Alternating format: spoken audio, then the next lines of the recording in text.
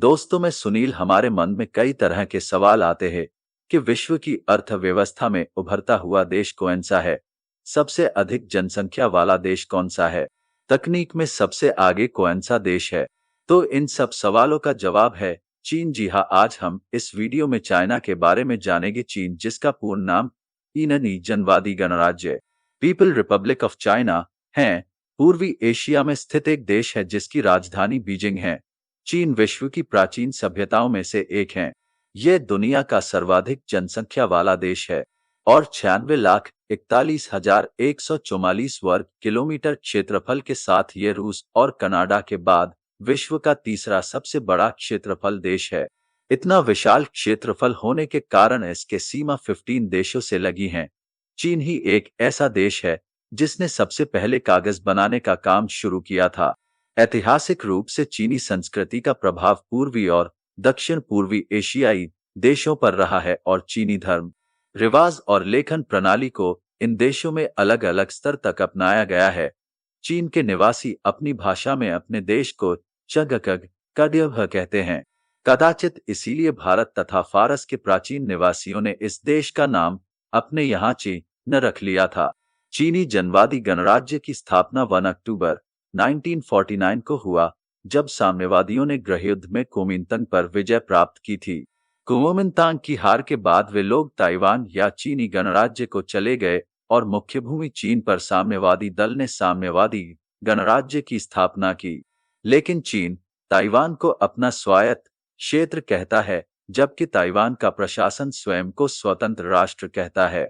चीनी जनवादी गणराज्य और ताइवान दोनों अपने अपने को चीन का वैध प्रतिनिधि कहते हैं। चीन विश्व की सबसे प्राचीन सभ्यताओं में से एक है जो अभी भी अस्तित्व में है। इसकी सभ्यता 5000 वर्षों से भी पुराने है। वर्तमान में यह एक समाजवादी गणराज्य है जिसका नेतृत्व एक दल के हाथों में है, जिसका देश के 22 प्रांत, 5 स्वायत्तशासी क्षेत्रों, 4 नगरपालिका और 2 विशेष प्रशासनिक क्षेत्रों पर नियंत्रण है। चीन विश्व की दूसरी सबसे बड़ी अर्थव्यवस्था है और यह संयुक्त राष्ट्र सुरक्षा परिषद का स्थायी सदस्य भी है। यह विश्व का सबसे बड़ा निर्यातक और दूसरा सबसे बड़ा आयातक है और एक मान्यता प्राप्त नाभिकीय महाशक्ति है।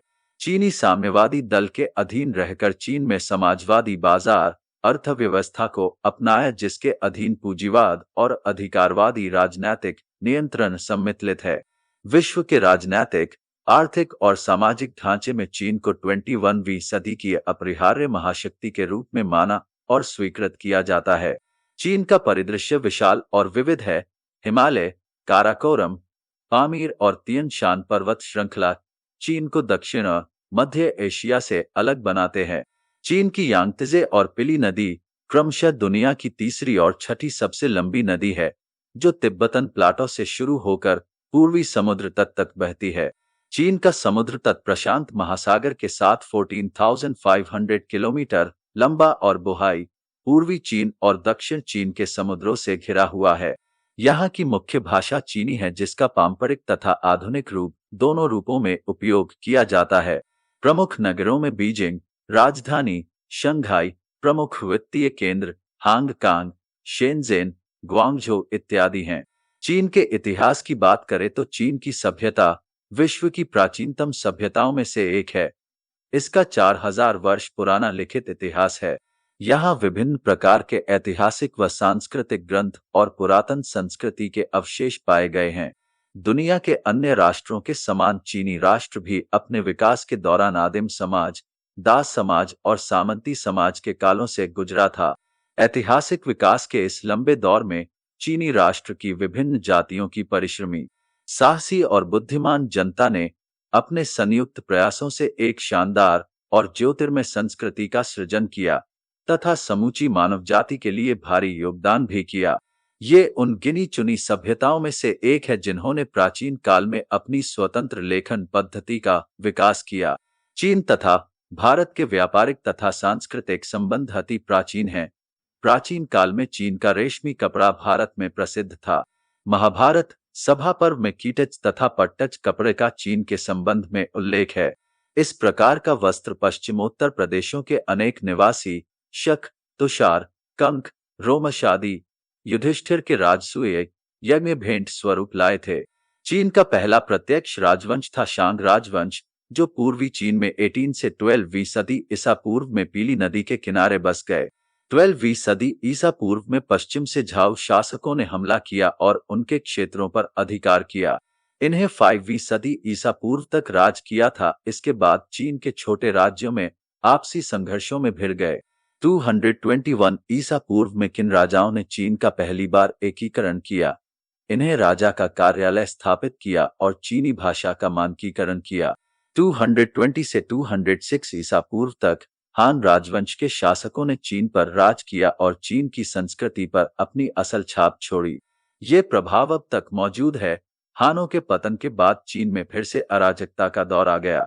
सुई राजवंश ने 580 ईस्वी में चीन का एकीकरण किया था, जिसके कुछ ही वर्षों बाद 614 ये राजवंश का पतन हो गया। फिर थांग और सोंग राजवंश शासन के दौरान चीन की संस्कृति और विज्ञान अपनी चरम पर पहुंच गया। 7वीं से 12वीं सदी तक चीन विश्व के सबसे सुसंस्कृत देश बन गए। 1271 में मंगोल सरदार कुबलाई खान ने युआन राजवंश की स्थापना की, जो 127 तक सोंग वंश के सत्ता से हटकर अपनी सत्ता की स्थापना की। एक किसान ने 1368 में मंगोलों को भगा दिया और मिंग राजवंश की स्थापना की, जो 1664 तक चला।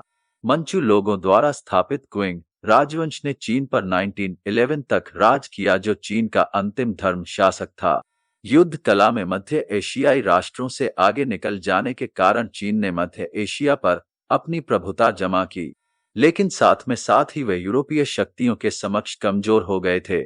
चीन शेष विश्व के प्रति सतर्क हुआ और उसने यूरोपीय देशों के साथ व्यापार का रास्ता खोल दिया।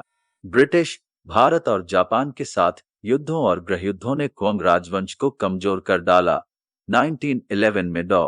सन यत सेन के नेतृत्व में राष्ट्रवादियों ने राजशाही के खिलाफ विरोध करके सत्ता पर कब्जा कर लिया और अंतरिम चीनी गणराज्य की स्थापना की। डॉ. सन गणराज्य के प्रथम राष्ट्रपति बने। इसके पश्चात देश में अशांति का माहौल रहा। जल्दी ही जनरल चियांग काई शेक ने कम्युनिस्टों की मदद से अधिकांश चीन पर कब्जा कर लिया और 1928 में क्यूमिनतांग की स्थापना की। 1931-45 जापान पर हमला किया गया और चीन के ज्यादातर भागों में क्रूर शासन की स्थापना की गई। 1949 तक चीन की मुख्य भूमि पर शासन किया था और अंततः चीनी सिविल वॉर में चाइना की कम्युनिस्ट पार्टी ने इसे पराजित किया था। कम्युनिस्ट पार्टी ने बीजिंग में 1 अक्टूबर 1949 को, जब रॉक सरकार ताइवान में पुनः स्थापित हो गई थी, तब पीपल रिपब्लिक ऑफ चाइना की स्थापना की थी। कम्युनिस्ट पार्टी की नीतियों की वजह से 1960 के दशक के दौरान चीन को भयानक सूखे का सामना करना पड़ा, जिसमें 2 करोड़ लोगों को जान से हाथ धोना पड़ा। 1965 में चीन ने तिब्बत को अपना स्वायत्त प्रांत घोषित कर दिया। 1978 में आर्थिक सुधार के शुरू से ही चीन दुनिया के सबसे तेज विकसित देशों में शामिल हो गया। कम्युनिस्ट पार्टी ने सुधारवादी रवैया अपनाया और पश्चिमी तकनीक और प्रबंधन कौशल पर जोर दिया। 998 में प्रधानमंत्री झू रोंगजी ने राज्य संचालित कंपनियों के निजीकरण के लिए आर्थिक उदारीकरण की नीति लागू की। 1 जुलाई 1997 को ब्रिटेन ने हांगकांग चीन को वापस कर दिया। 1999 में पुर्तगाल ने भी मकाओ चीन को वापस कर दिया। नवंबर 2001 में चीन को विश्व व्यापार संगठन में प्रवेश दे दिया गया। चीन के अर्थव्यवस्था विश्व की सर्वाधिक तेजी से आगे बढ़ने वाली अर्थव्यवस्था है। इसकी औसत विकास दर पिछले 30 वर्षों में 10 के करीब रही है। 2014 में चाइना जीडीपी दर के हिसाब से दुनिया का दूसरा सबसे बड़ा देश बना और पीपीपी परचेसिंग पावर पैरिटी दर के हिसाब से दुनिया का सबसे बड़ा देश बना। चीन में बौद्ध धर्म का प्रचार चीन के हान वंश के सम्राट मिगंती के समय में 65 हुआ था। उसने स्वप्न में सुवर्ण पुरुष बुद्ध को देखा और तदुपरांत अपने दूतों को भारत से बौद्ध सूत्र ग्रंथों और भिक्षुओं को लाने के लिए भेजा। परिणामस्वरूप भारत से धर्मशौर्क आश्रित अनेक धर्म ग्रंथों तथा मूर्तियों को साथ लेकर चीन पहुंचे और वहां उन्होंने बौद्ध धर्म की स्थापना की। धर्म ग्रंथ श्वेताश्व पर रखकर चीन ले जाए गए थे, इसलिए चीन के प्रथम बौद्ध विहार को श्वेताश्व विहार की संज्ञा दी गई। भारत चीन के सांस्कृतिक संबंधों की जो परंपरा इस समय स्थापित की गई थी, उसका पूर्ण विकास आगे चलकर फाहियान 4वीं शती ई और युवानचवांग 7वीं शती ई के समय में हुआ, जब चीन के बौद्धों की सबसे बड़ी आकांक्षा यहाँ रहती थी कि किसी प्रकार भारत जाकर वहाँ के बौद्ध तीर्थों का दर्शन करें और भारत के प्राचीन ज्ञान और दर्शन का अध्ययन कर अपना जीवन समुन्नत बनाएं। उस काल में चीन के बौद्ध भारत को अपनी पुण्य भूमि और संसार का महानतम सांस्कृतिक केंद्र मानते थे।